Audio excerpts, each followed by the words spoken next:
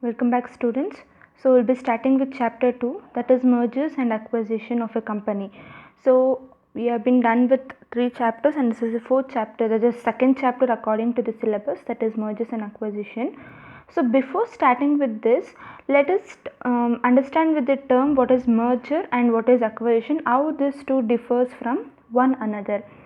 So as you can see, before that there is a merger. When does this mergers and acquisition occurs in an organization? Sometimes when there is a continuous loss in a company, they need to, one company is facing a loss, they couldn't continue and company, when they couldn't continue the business, that time they go for an acquisition with some other company which is smaller company, or big company will acquire the small company. So at this time this mergers and acquisition will come into existence. So here let's understand with the term what is mergers and what is the term regarding acquisition. So here the first thing is mergers.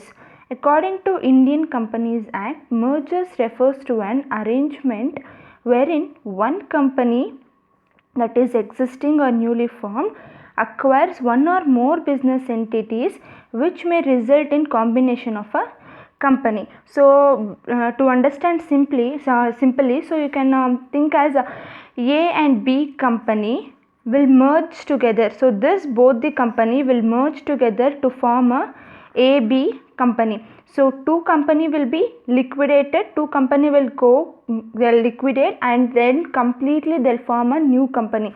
So as you can see here, it refers to the combination of two or more existing company which liquidate to form a new company. So two or more existing company will come together and form a new company. So you can see A and B company will form a new company, that is AB company. So this B company may be a small one and this company, this both may be a small companies.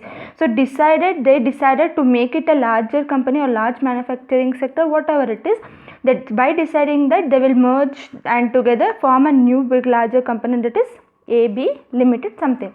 So next coming on to you understood regarding what is merger. They'll merge together, right? Next coming on to acquisition, they'll acquire. So acquisition, you can understand that they'll acquire.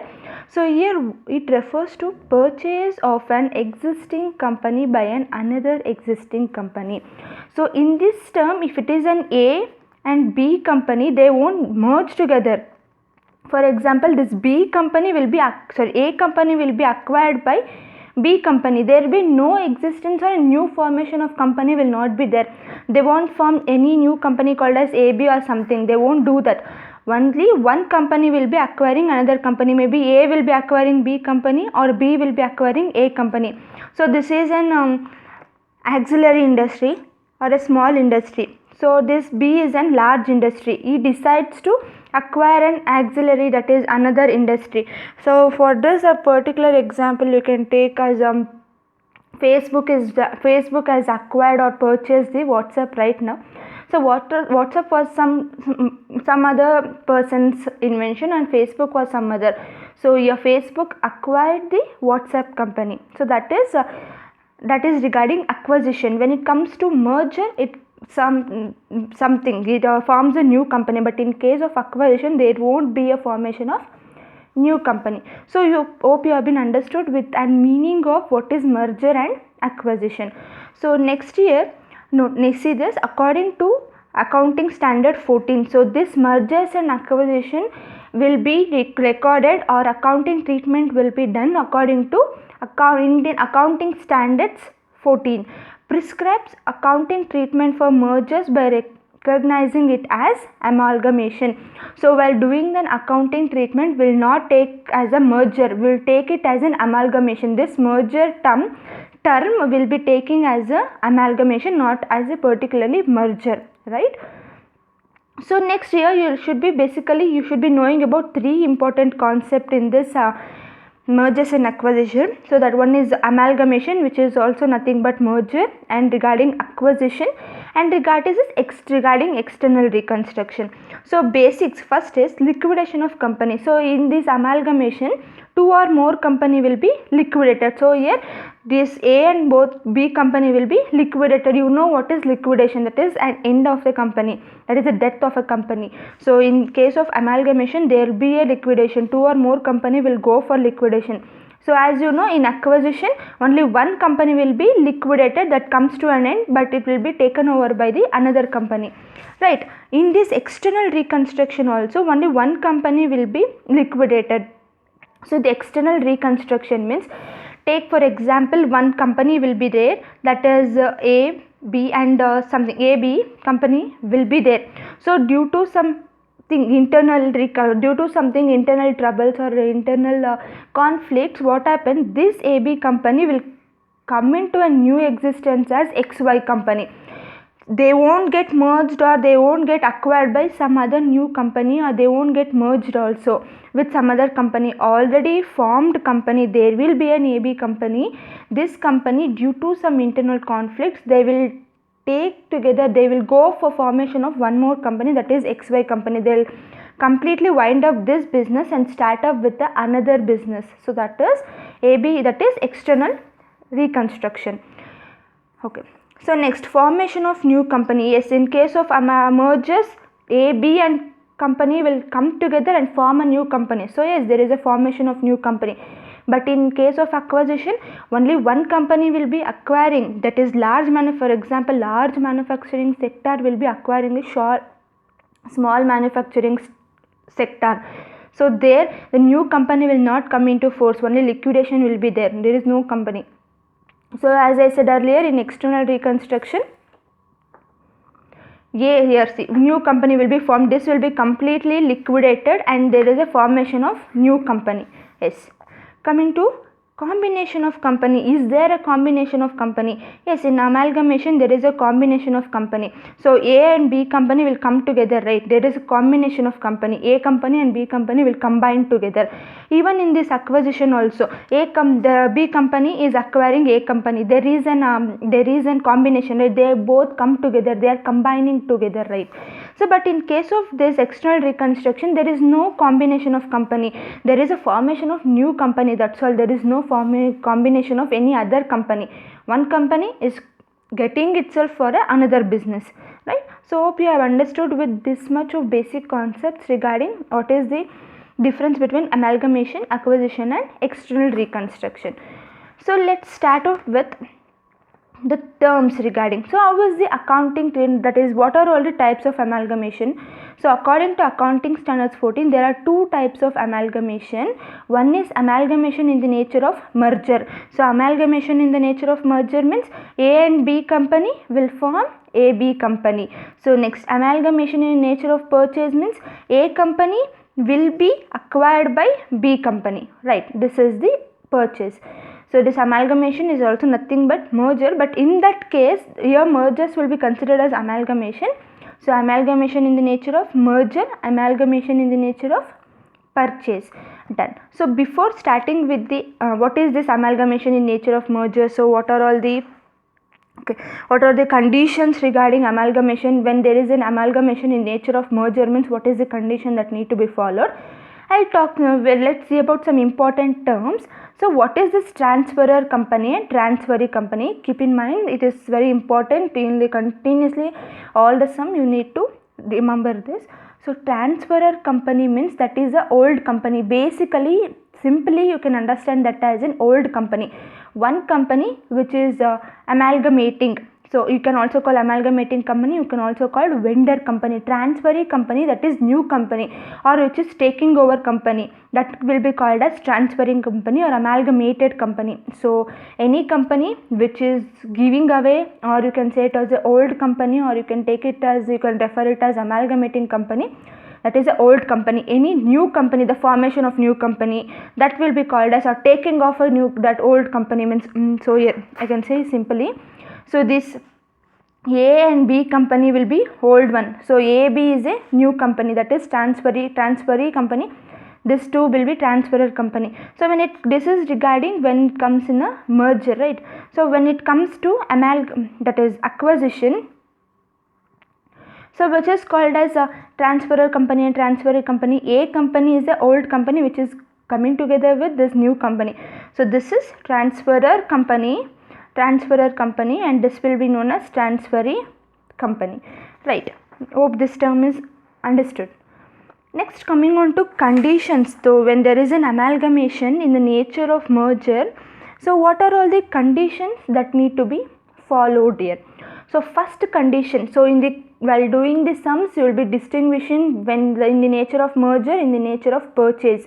So at that time you should be knowing this, follow this 4 important points. These points are very important to follow the sums. If you know this, it is almost 20 or 30% of the problem is already solved. So here all the assets, first is all the assets and liabilities of the in the nature of merger I am talking, all the assets and liabilities of the transferor company after amalgamation becomes the assets and liabilities of transferee company. So what is this? You might think that anyhow it is getting amalgamated, anyhow all the assets and liabilities will become the assets and liabilities of transferor company. But there is a certain condition that when it comes to the nature of purchase, there won't be all the assets and liabilities will not be taken over. So what happens here is there will be a reserves also. That reserves will not be taken over in case of purchase. But in case of merger, when two companies coming together, it is compulsory that all the assets and liabilities should be going to the new company. But in case of this, that purchase means what happens, only statutory reserves will be taken. So not all the assets and liabilities will be taken over, right? Here in case of merger, all the assets and liabilities including reserves also that will be taken over. Next is shareholders holding not less than 90% of the face value of the equity share of the transferor company will become the equity shareholders of transferee company. So it is compulsory that all the shareholders of the transferor company, that is old company, becomes the shareholders of the new company, that is transferee company. So next, consideration is discharged by transferee company by the issue of equity share in the transferee company, except that cash may be paid in respect of any fractional shares. So here now, okay, let me say this. So there, when it is getting amalgamated, so for example, say if it is getting B company is taking over A company, this company need to pay some money, right? This company need to pay something for this A company owners. So those owners are shareholders, the shareholders and preference shareholders, equity shareholders and preference shareholders. B company need to pay for them, right? So that some payment that is made will be called as purchase consideration. So what is that called as? Purchase consideration. Purchase consideration. So that consideration, this money which is given for the transferee company can be paid, that should be paid in the form of equity share of new company. So that will be paid in the form of equity share of B company. A company equity shareholders and preference shareholders will be getting the equity share of new company, or this one which is getting, when one which is purchasing that companies. So that time, and if there is any fractional shares, so there might not be decimals, there may be some kind of decimals in that. So at that time they might even give the cash also. So next point is the business will be carried by the transferee company immediately after amalgamation. So here in case of merger, compulsorily A and B company after amalgamation should start the business of AB company. They can't leave simply, they can't form a new company and leave it like that. They are supposed to compulsorily form a new company and start up the business, right? So next, coming on to amalgamation in nature of purchase. So what can you know in nature of merger? So in the nature of merger means A and B company will be forming a AB company. So in nature of purchase means A company is purchased by B company, right?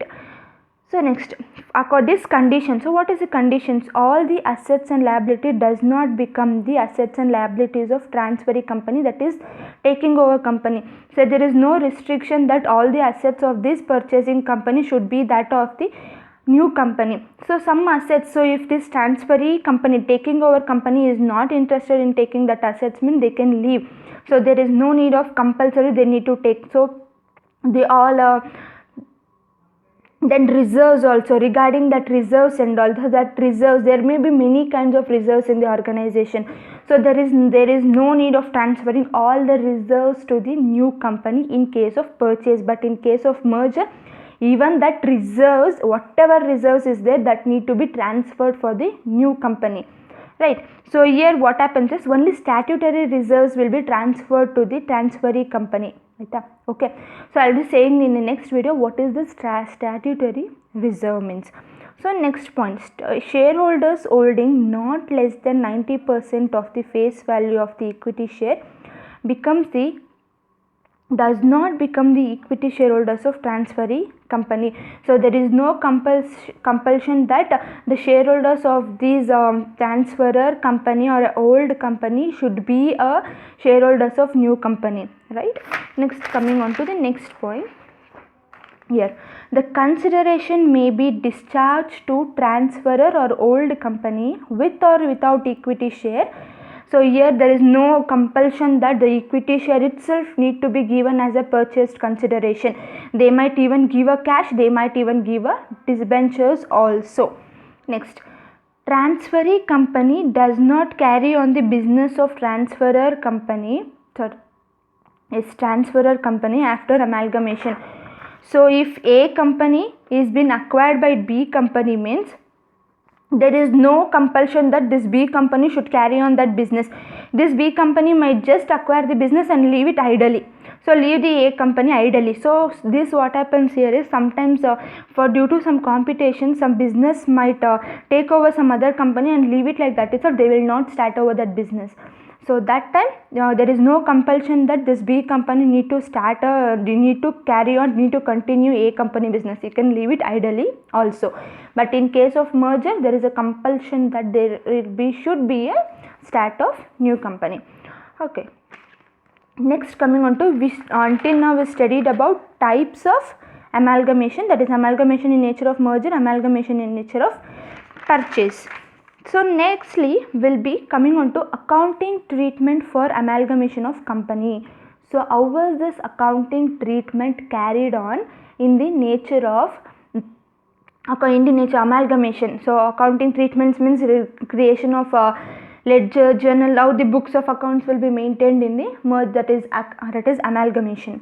So there are two methods for accounting of amalgamation. So that is types of amalgamation, this is method. So how to calculation, this you can also take it as a calculation method or accounting method. So first is pooling of interest method and second one is purchase method. So as you can see here, when amalgamation is in the nature of merger means, so here amalgamation is in the nature of merger means this pooling of interest method will be adopted. But in case amalgamation in the nature of purchase, if this is the case, means if it is in the nature of purchase, in the question they will state amalgamation in the nature of merger, amalgamation in the nature of purchase, they will be mentioning. If it is in nature of purchase, means purchase method will be adopted. So let's see what is this amalgamation, that is what is this pooling of interest method and what is the purchase method. So under this pooling of interest method, all the assets and liabilities of the transferor company will be recorded by the transferee company at a book value. So here all the assets and liabilities will be recorded. Okay, so as it is, you know that right, in this mergers, in the nature of merger means all the assets and liabilities must be recorded. In nature of purchases means, so there is no need of taking over of all the assets and liabilities. So some kind of reserves will be left over for the company itself, for the transferee company itself. So let's see with the difference between this pooling of interest method and purchase method. So coming on to this pooling of interest method means all the assets and liabilities of the transferor company will be incorporated in the books of transferor company. So as you can see here, all the assets including reserves also should be recorded in the books of transferee company. But here only assets and liabilities whichever is taken over, ಏನೇನು assets, whatever the assets that has been taken over by the transferee company, that is taking over company, only that will be recorded. Leftover assets will not be taken into consideration. So next is all the reserves of transferor company will be recorded in the books of transferee company. As I said earlier, in case of merger, in nature of merger, or in case of pooling of interest method, all the reserves, whatever the reserves is there, that need to be recorded in the books of transferee company. So here on the other side now, that is next method, that is a purchase method. Other than statutory reserve, no other reserves of the transferee company will be recorded. Statutory reserve means that is a lawful reserve that need to be compulsorily made in the case of business. So you can take it as investment allowance reserve, workman compensation reserve, and for export reserve. So that are the compulsory reserve that is made according to the law. So every company need to maintain that reserves. So here in case of pooling of interest method, all the reserves will be taken, but in case of purchase method, only statutory reserves will be taken. So next point is assets and liabilities will be incorporated at book value. In case of pooling of interest method or in the merger method, only all the assets and all the liabilities will be recorded at a book value. But in case of this purchase method, all the assets and liabilities will be recorded at taken over, that is agreed value, that whatever the purchasing company is taking over, that value, or at the value of market price. So next is any difference between purchase consideration and value of assets and liabilities taken over must be adjusted against general reserve. So if there is any differences in the purchase consideration, that need to be recorded in the general reserve. But in this case, in the purchase case, any differences will be treated as goodwill or will be taken in a capital reserve. So this is some important terms you need to understand. This is the basic thing. Without understanding these things, it is completely, when you start on with directly with next video, you will definitely not get to understand. So please try to understand this, write down this in your notes, right? So coming on next to what is statutory reserve. As I said earlier, I will be saying it later, so I will be starting that. It refers to the reserve to be maintained as per the requirement of any law or legislature in case of amalgamation in the nature of purchase. Now if it is in the nature of purchase, okay, so this, as I said earlier, all the reserves will be taken in the case of pooling of interest method. Only statutory reserve will be taken in the case of purchase method. The statutory reserve means it is the reserve which is compulsorily need to be maintained by the company, which is ordered by the company. So if there is any kind of adjustments in the sum regarding statutory reserve means, this is the adjustment, this is the journal entry that you need to be remembering. Amalgamation adjustment account data to statutory reserve account. So this is the important adjustment, important journal entry you need to remember what is when it comes to the statutory reserve.